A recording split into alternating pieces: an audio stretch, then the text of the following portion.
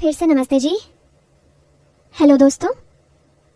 और हाँ, तुम वही हो ना जो पिछले मैसेज को पूरा पढ़कर भी सोच रहे हो कि थोड़ा और लंबा होता तो मज़ा ही आ जाता। अरे भाई, तुम्हारी खातिर ही तो मैं दोबारा बैठी हूँ, चाय बनाकर, बालों में क्लिप लगाकर और फ़ोन की लाइट थोड़ी तेज़ करके। अब पूरी वाली, ढेर सारी वाली कहानी सुनाती हूँ। इस बार कोई जल्दबाजी नहीं। मेरा नाम तो तुम जान ही गए, काव्या। उम्र 28 पार, शादी को अब 3.5 साल से ऊपर। और हाँ, मेरी कमर अभी भी वैसी ही है जैसे शादी के दिन थी, थोड़ी पतली, थोड़ा सा घुमाव। और जब मैं साड़ी का पल्लू हल्का सा पीछे करके आंगन पार करती हूँ तो पड़ोस की आंटियां भी कानाफूसी करती हैं। ये बहू तो दिन ब दिन और निखर रही है। सासू माँ बस आंखें तरेरती हैं। काव्या, पल्ला नीचे कर लो, गर्मी है तो पंखा चला लो। मैं हंस के टाल देती हूँ। मम्मी जी, पंखे से तो हवा आती है मगर ठंडक नहीं। अब कहानी की असली शुरुआत सुनो। हमारा घर पुराना है, बड़ा सा आंगन, छत पर पुराना सा झूला और पीछे वाला कमरा जहाँ कभी दादी रहती थी अब ताला लगा रहता है। भैया, मेरे पति को जब सिंगापुर का कॉन्ट्रैक्ट मिला तो पहले तो मुझे बहुत बुरा लगा, पर फिर सोचा चलो 2 साल में घर को अपने तरीके से संवार लूंगी। भैया गए और घर में बस मैं, सास ससुर और आरव मेरे देवर।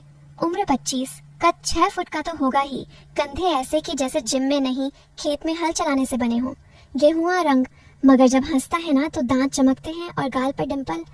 अरे छोड़ो ये सब, मैं तो बस कहानी सुना रही हूँ। पहले पहले तो सब साधारण था। सुबह मैं चाय बनाती, आरव कॉलेज से लौटता, अब घर पर ही पापा के साथ काम करता है। दिन भर बाहर रहता, शाम को आता, खाना खाता और अपने कमरे में चला जाता। पर एक दिन कुछ ऐसा हुआ कि सब बदल गया। हमारे घर के सामने वाली गली में एक पुराना सा पीपल का पेड़ है। उसकी जड़ें फूटकर दीवार में घुस गई थी। पापा जी ने ठेकेदार को बुलाया कि जड़ कटवानी है। ठेकेदार ने कहा, साहब ये काम 2-3 दिन का है, मशीन भी लगेगी। ठीक उसी दिन सास ससुर को किसी रिश्तेदार की लड़की की शादी में जाना पड़ा। 18 दिन का पूरा प्रोग्राम, घर पर सिर्फ मैं और आरव। पहले दिन ठेकेदार वाले आए, मशीन की आवाज़ पूरे घर में गूंज रही थी। मैं किचन में खाना बना रही थी, आरव बाहर निगरानी कर रहा था। दोपहर में मैं छत पर कपड़े सुखाने गई। अभी अभी नहाई थी, गीले बाल, हल्का सा नीला कुर्ता, वो जो शिफॉन का है, हवा लगे तो चिपक जाता है। मैंने एक साड़ी फैलाई तो मेरा पल्लू सरक गया। ठीक उसी वक्त आरव भी छत पर आया। भाभी, चाय पिलाओगी? मैंने जल्दी से पल्ला ठीक किया। उसकी नज़र मेरे गीले बालों से होती हुई कंधे पर रुकी, फिर झट से हट गई। उसने कुछ नहीं कहा, बस चाय पी और चला गया। पर उस दिन से कुछ तो बदल गया। दूसरे दिन सुबह सुबह मशीन की आवाज़ फिर शुरू हुई। मैं किचन में थी। आरव आया और बोला, भाभी आज चाय में इलायची की खुशबू ज्यादा है। मैंने हंस के कहा, हाँ आज मूड अच्छा था। उसने मग उठाया, मेरे हाथ को हल्का सा छुआ और बोला, भाभी तुम्हारे हाथों में कोई जादू है, जो भी बनाती हो स्वाद अलग। मैंने मजाक में कहा, बस यही जादू है जो तुम्हारे भाई को सिंगापुर से वापस लाएगा। उसने एक अजीब सी मुस्कान दी और चला गया। शाम को मैं लॉन में पानी डाल रही थी। आरव भी आ गया, बोला, भाभी मुझे भी सिखा दो। मैंने पाइप उसे थमा दिया। हम दोनों साथ पानी डाल रहे थे। अचानक पाइप फिसला, पानी का तेज छींटा मेरे ऊपर आ गया, पूरा कुर्ता गीला। मैंने जल्दी से दुपट्टा आगे किया। आरव ने मुझसे नजरें हटा ली। सॉरी भाभी। मैं अंदर जा रहा हूँ, पर उसकी आवाज़ कांप रही थी। तीसरे दिन मैं वॉशिंग मशीन में कपड़े डाल रही थी। आरव पीछे से आया, भाभी मेरी शर्ट भी डाल दो ना। मैंने कहा, खुद डाल लो। वो मेरे ठीक पीछे खड़ा हो गया, इतना पास कि उसकी सांस मेरी गर्दन पर लग रही थी। उसने मेरे हाथ से शर्ट ली, मशीन में डाली और उसका हाथ मेरे हाथ पर रुक गया। 1 सेकेंड, 2 सेकेंड। मैं खड़ी रही। उसने धीरे से कहा, भाभी तुम्हारी उंगलियां बहुत नरम हैं। मैंने कुछ नहीं कहा, बस मशीन बंद की और बाहर निकल गई। रात को मैं अपने कमरे में थी। दरवाज़ा खुला था, कूलर चल रहा था। आरव अचानक आया, हाथ में एक छोटा सा डिब्बा।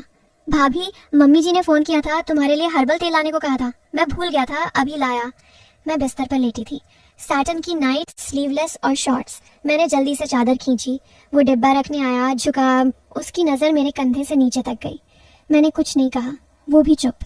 फिर धीरे से बोला, भाभी अगर रात को कोई तकलीफ हो तो मुझे आवाज़ दे देना, मैं पास वाले कमरे में हूँ। मैंने सिर्फ सिर हिलाया। वो चला गया। पर उस रात नींद कहाँ आई।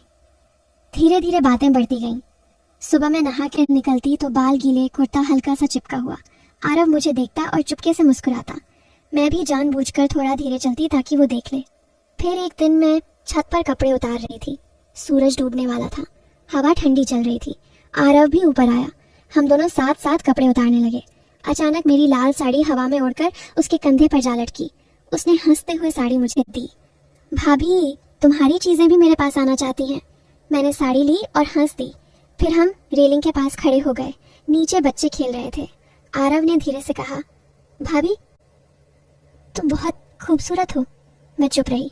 उसने मेरा हाथ पकड़ लिया, बहुत हल्के से। मैंने हाथ नहीं छुड़ाया। फिर उसने मेरे कंधे पर सिर रख दिया। मैं कांप गई। उसने मेरे कान में फुसफुसाया, भाभी मुझे तुमसे बहुत। और ठीक उसी वक़्त मेरा फ़ोन बजा। भैया का कॉल। मैंने फ़ोन उठाया। भैया बोले, काव्या मैं अगले हफ्ते परमानेंट वापस आ रहा हूँ। साइट बंद हो गई। आरव ने मेरी आंखों में देखा, फिर चुपचाप साड़ी का कोना मेरे हाथ में रखा और नीचे चला गया। उसके बाद कई दिन हम एक दूसरे से नजरें चुराते रहे। फिर भैया आ गए, सब पहले जैसा। पर एक दिन आरव ने मुझसे अकेले में कहा, भाभी मुझे एक लड़की पसंद आई है, तुमसे मिलवाना चाहता हूँ। उसने फ़ोटो दिखाई। वो लड़की बिल्कुल मेरी तरह, वही शरारत भरी आंखें, वही हंसी। मैंने मुस्कुरा के कहा, बहुत अच्छी है। शादी की तैयारियां शुरू हुई। मैंने खुद साड़ियां चुनी, गहने पसंद किए। शादी के दिन जब आरव दुल्हन के साथ फेरे ले रहा था, मैंने देखा उसकी आंखों में वही चमक थी। शादी के बाद आरव अलग हो गया। मैं और भैया फिर से खुश। पर अब असली ट्विस्ट सुनो, वो जो मैंने कभी किसी को नहीं बताया। शादी के 2 महीने बाद एक दिन आरव की बीवी, मेरी नई ननद, नाम है निशा, मेरे पास आई। हम दोनों छत पर चाय पी रहे थे। उसने धीरे से कहा, भाभी मुझे एक बात बतानी है। मैंने कहा, बोलना। उसने कहा, आरव ने मुझसे शादी से पहले एक बात कही थी कि उसकी जिंदगी में कोई बहुत खास था जिसे वो कभी भूल नहीं पाया, और मुझे उसकी आंखों में वो दर्द अच्छा लगा।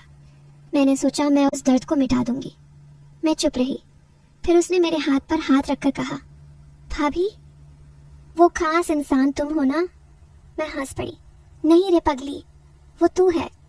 पर सच तो ये है, निशा ने मुझे एक दिन और बताया, भाभी आरव आज भी रात को सोते वक्त कभी कभी तुम्हारा नाम लेता है, बड़बड़ाता है, भाभी भाभी।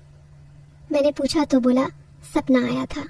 और सबसे बड़ी बात, एक रात मैं छत पर अकेली बैठी थी। आरव आया, हम दोनों चुप। फिर उसने धीरे से कहा, भाभी तुमने जो किया वो सही किया। मैं आज बहुत खुश हूँ, पर कभी कभी दिल कहता है काश उस दिन फ़ोन न बजता। मैंने कहा, चुप कर पगले, जो हुआ अच्छा हुआ। अब तू अपने घर जा, निशा इंतज़ार कर रही होगी। वो चला गया, मगर जाते जाते रुक कर बोला, भाभी वो लाल साड़ी आज भी मेरे पास है, कभी कभी निकाल कर देखता हूँ। मैं बस मुस्कुरा दी। तो दोस्तों, ये थी मेरी पूरी कहानी। न मसाला कम, न सबक कम, और न ही वो आग बुझी। बस चूल्हा बदल गया। अब तुम बताओ, तुमने क्या सोचा था आखिर तक? हाँ, मैं तो जानती हूँ, पर अच्छी लगी ना पूरी वाली? अब सच में बाय। इस बार मुआ ही है बहुत सारा, क्योंकि कहानी पूरी हो गई।